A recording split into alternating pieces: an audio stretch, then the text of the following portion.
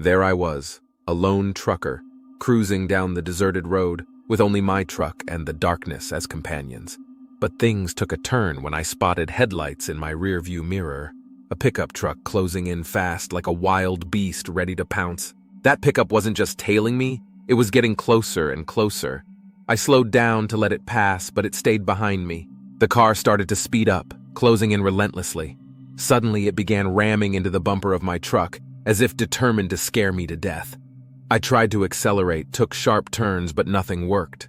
The car kept on, getting closer and closer, as if it were feeding off my fear. Then came the worst part. The pickup forced me off the road, and my truck fell into a ditch, trapped like cornered prey. I was at my breaking point, desperately trying to undo the seatbelt to escape. That's when I saw the pickup's driver. A big man clad in a black raincoat wielding a tire iron stepped out of the vehicle. Fear shot through me as he approached, my mind spinning with what might happen next. But before he could reach me, a terrible scream from a woman echoed from the bushes near the roadside. The tire iron man turned, staring into the brush. Suddenly he froze, staring back at me. I couldn't see his face, just two gleaming eyes reflecting the moonlight. The man seemed like he wanted to get me, but the scream acted like a warning that he was forbidden from getting closer.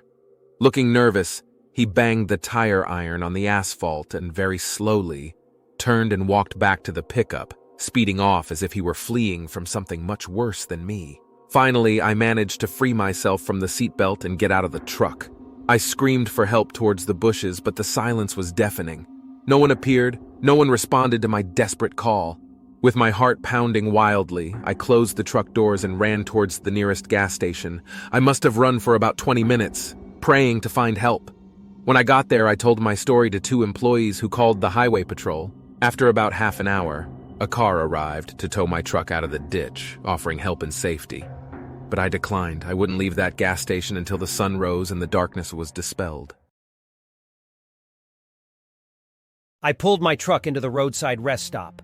The dim lights of the lampposts blinked like drowsy eyes, illuminating only parts of the deserted parking lot. It was late at night, and the air was heavy with a quietude that not even the rumble of truck engines nearby could fully break. I walked towards the convenience store, feeling the fatigue settling into my shoulders after hours on the road. While grabbing a drink, I spotted a strange man in the corner of the store. He leaned against the wall with a somber expression and eyes that seemed to pierce my soul.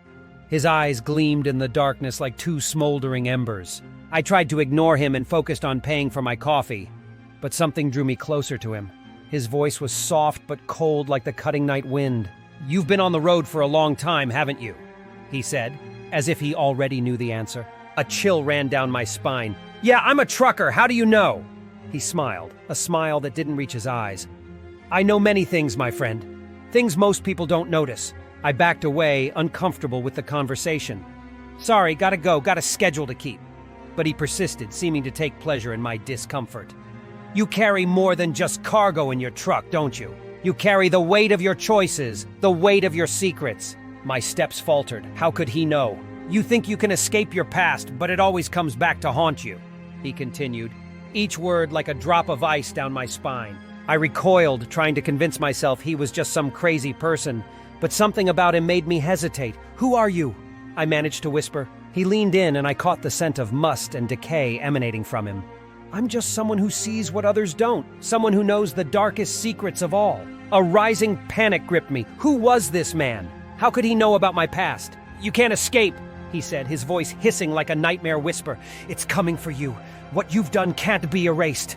I backed away, terrified, and ran out of the store.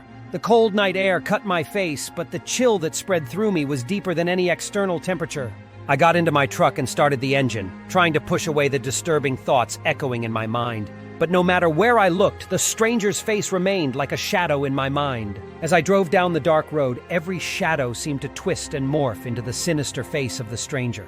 My thoughts drifted from the road, and the darkness around me seemed to close in. Then, in the dead of night, I saw something at the roadside. A dark figure, standing like a sentinel in the darkness. The same sinister man from the store, staring at me with lifeless eyes. I slammed on the brakes, my heart hammering in my chest. But when I looked again, he had vanished, leaving only the darkness of the deserted road. At that moment, I knew I couldn't escape my past.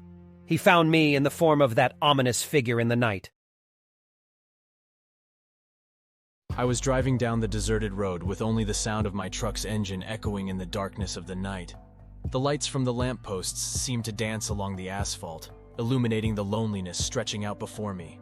It was one of those nights when the silence was so palpable that you could feel it inside the cabin. Suddenly, I spotted a solitary figure by the side of the road, thumb outstretched in search of a ride.